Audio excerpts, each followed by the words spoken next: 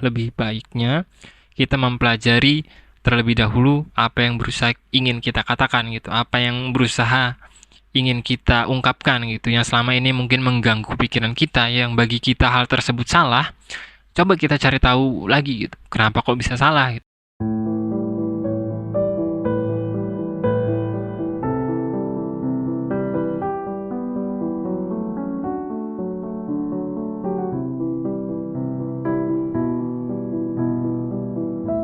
Belakangan rame orang ngomong tentang filsafat yang katakanlah nggak bisa memenuhi kebutuhan mendasar manusia gitu, nggak bisa mengenyangkan perut kita. Dan ya postingan itu cukup sering saya lihat di sosial media saya ya, tentang bagaimana seseorang menyandingkan kebutuhan mendasar manusia dengan nilai-nilai filosofis gitu, yang mengatakan bahwa dirinya harus menjual risol di semester akhir dan bagi dirinya nggak penting Socrates dan lain-lain bla bla bla bla, kurang lebih seperti itu. Dan bagi saya sebagai seseorang yang mungkin mempelajari filsafat, ya cukup lucu aja gitu, nggak perlu dibawa kesel atau nggak perlu dibawa emosi, karena apa yang berusaha dirinya tampilkan itu secara nggak langsung menggambarkan kualitas dirinya. Dan justru bagi saya hal tersebut cukup menarik gitu. Justru kalau memang saya bisa meluruskan, kenapa enggak gitu, kenapa saya harus marah-marah, kenapa saya harus menolak kebijaksanaan itu sendiri kalau memang saya bisa menarik benang merah yang mungkin dapat memperjelas semuanya gitu. Jadi di video ini saya berusaha untuk katakanlah mengurai apakah benar yang diungkapkan oleh orang tersebut, apakah benar filsafat nggak bisa memenuhi isi perut kita sebagai manusia, atau filsafat nggak bisa, atau katakanlah nggak penting lah, filsafat itu nggak penting dan nggak bisa dikatakan sebagai sebuah diskursus, atau nggak bisa dikatakan sebagai sebuah nilai yang berguna dalam kehidupan kita. Pertama, ketika kita membahas filsafat itu berguna atau enggak, mungkin nggak perlu kita bahas terlalu panjang lebar ya, karena kita mungkin udah sama-sama tahu bahwa seluruh sistem atau seluruh tatanan sosial atau seluruh tatanan masyarakat kita saat ini ya didasari atau memiliki pondasi-pondasi filosofis gitu.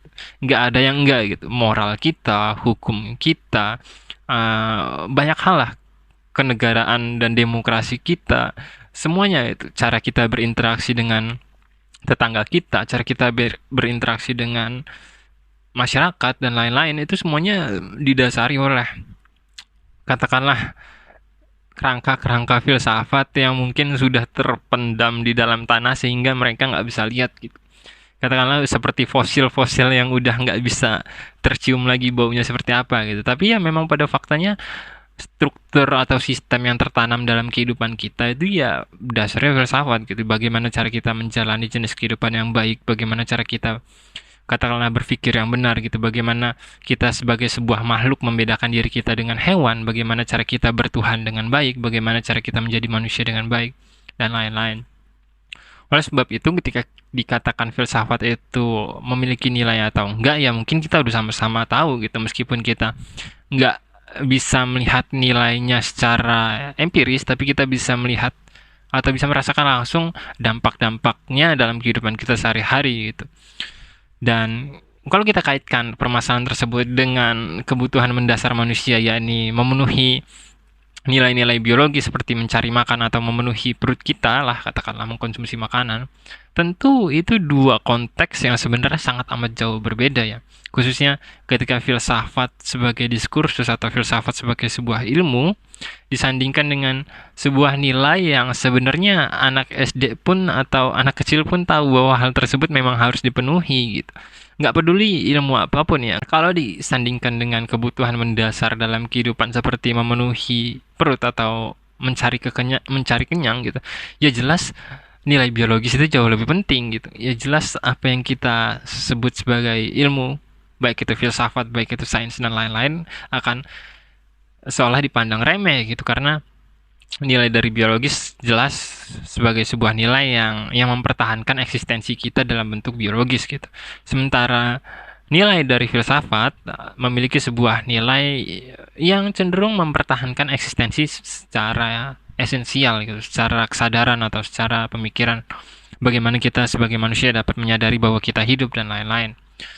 Jadi ketika dua konteks tersebut antara mempertahankan kehidupan dengan mengkonsumsi makanan atau memenuhi perut dengan filsafat yang merupakan sebuah diskursus keilmuan digabungkan, tentu itu bukan sesuatu yang apa ya, menurut saya itu bukan sesuatu yang tepat gitu.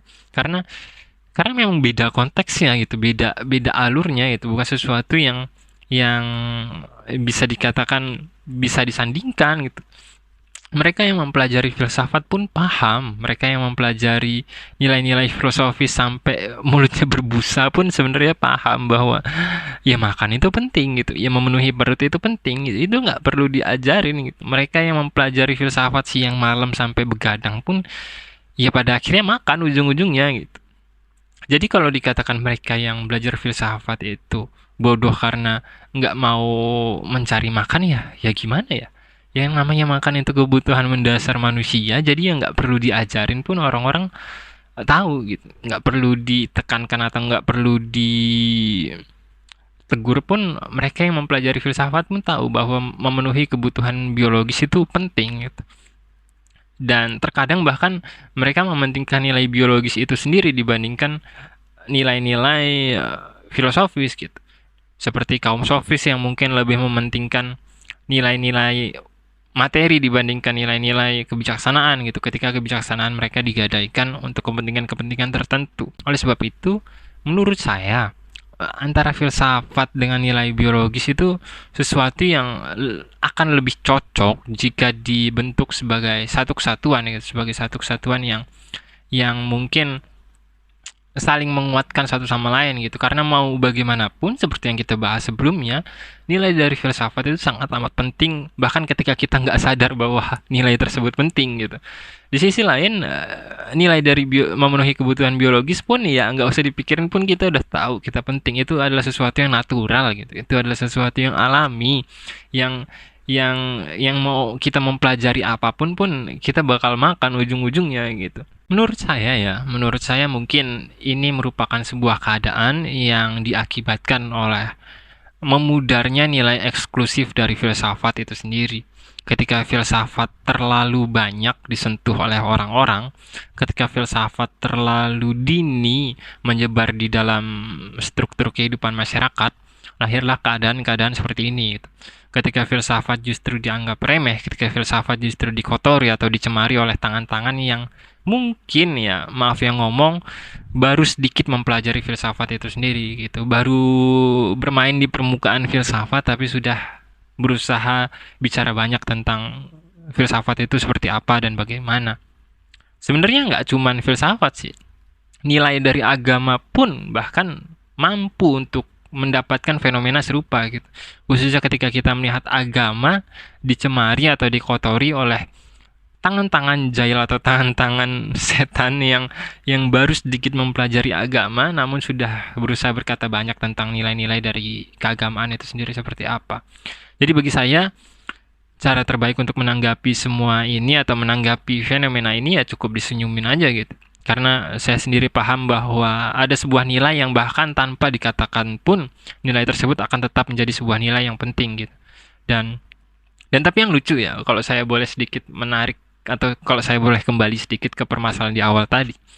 Orang yang mengatakan bahwa mencari makan itu jauh lebih penting dibandingkan belajar filsafat atau nah ini dirinya mengaitkan dengan Socrates. Maka Socrates itu sendiri sebenarnya merupakan seorang filsuf yang dapat dikatakan filsuf kontinental ya, bukan filsuf analitik. Dengan kata lain, Socrates itu sebenarnya mengajarkan orang-orang tentang bagaimana menjalani jenis kehidupan yang baik gitu.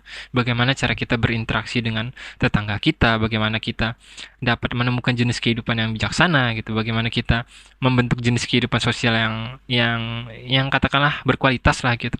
Bukan bukan seorang filsuf analitik yang bisa dikatakan mempertanyakan logika itu seperti apa, fakta itu seperti apa, kebenaran itu seperti apa, dan lain-lain. Socrates bukan tipikal filsuf yang seperti itu gitu.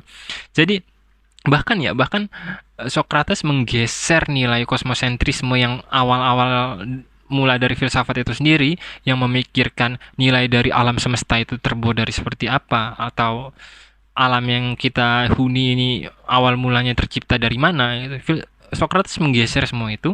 Socrates mau berusaha membuka lembaran baru tentang nilai-nilai humanisme. Itulah mengapa Socrates disebut sebagai bapak atau pencetus filsafat humanisme pertama itu, yang kemudian menyebabkan para filsuf memikirkan tentang nilai-nilai kemanusiaan dibandingkan nilai-nilai alam gitu, dibandingkan nilai-nilai transenden yang jauh dari diri manusia itu sendiri. Socrates mengajak filsuf-filsuf, terutama murid-muridnya, untuk memikirkan tentang bagaimana sih cara kita manusia itu membentuk sebuah jenis kehidupan yang nggak bodoh gitu, yang nggak serampangan, yang nggak merugikan masing-masing dari kita gitu. Itulah kenapa sebenarnya Socrates nggak cocok kalau dikaitkan dengan lebih baik mementingkan isi perut dibandingkan katakanlah mempelajari filsafat gitu, karena Socrates sebenarnya justru mengajarkan nilai-nilai paling dekat dengan kehidupan kita sebagai manusia, kecuali orang di awal tadi katakanlah mention atau menyebutkan bahwa makan itu jauh lebih penting, mengisi perut itu jauh lebih penting dibandingkan mengikuti filsuf-filsuf analitik atau filsuf-filsuf yang mempertanyakan nilai kebenaran itu seperti apa, nilai fakta itu seperti apa, yang mungkin esensinya atau yang mungkin nilainya nggak bisa kita rasakan dalam kehidupan kita sehari-hari gitu. Kalau orang di awal tadi mungkin mengatakan seperti itu, maka mungkin ya masih bisa masuk akal aja gitu. Tapi ketika dirinya justru mengkaitkan Socrates yang justru berusaha menata atau mengajarkan manusia tentang bagaimana cara membentuk jenis kehidupan sosial yang baik, ya cukup aneh aja gitu bagi saya. Jadi justru ya bagi saya, hal tersebut justru menggambarkan bahwa dirinya, maaf yang ngomong nih, maaf banget, belum sebegitu jauh mempelajari nilai filsafat itu sendiri, atau mungkin bahkan dirinya belum dapat membedakan antara nilai analitik dan kontinental, atau bahkan dirinya belum tahu tentang aliran-aliran filsafat itu seperti apa. Oleh sebab itu, ya daripada kita terlalu terburu-buru mengatakan sesuatu yang tidak-tidak, alangkah lebih baiknya kita mempelajari terlebih dahulu apa yang berusaha ingin kita katakan gitu, apa yang berusaha ingin kita ungkapkan gitu, yang selama ini mungkin mengganggu pikiran kita, yang bagi kita hal tersebut salah. Coba kita cari tahu lagi gitu, kenapa kok bisa salah gitu, apakah benar hal tersebut benar-benar salah gitu, dan lain-lain. Jangan sampai sesuatu yang mungkin kita anggap benar atau sesuatu yang mungkin kita anggap keren, ya mungkin terlihat keren bagi orang banyak ya, atau terlihat benar gitu bagi orang-orang yang mungkin mungkin kurang paham gitu, tapi bagi yang dikritik atau bagi orang-orang yang menerima kritikan tersebut justru lucu gitu, justru nggak pas gitu, justru keluar dari konteks atau keluar dari jalur, karena cara dirinya mengkritik itu salah gitu, apa yang berusaha disampaikan itu salah gitu. Dan ya, sekian Konsultas Hening, sampai jumpa.